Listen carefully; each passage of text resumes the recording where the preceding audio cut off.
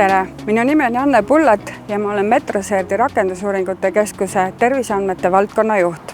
Terviseandmete valdkonna aluseks on Eesti riiklikes ja eraandmekogudes kogunenud terviseandmete rikkalik varamu, mille tark, tõhus ja turvaline teisene kasutamine andmeanalüüsi näol võimaldab meil tuvastada infomustreid, mis omakorda annab ideid, kuidas vältida haigestumisi, tõhustada ravimeetodeid või muuta ka tervishoiusüsteemi jätkusuutlikumaks.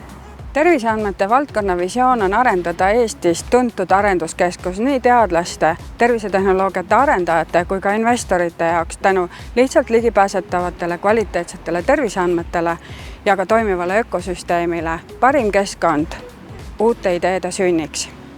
Oleme rakendusuuringute ja tootearenduspartneriteks nii teadus- kui meditsiiniasutustele, startupidele, farmaatsiaettevõtetele ja tervisetehnoloogiate arendajatele.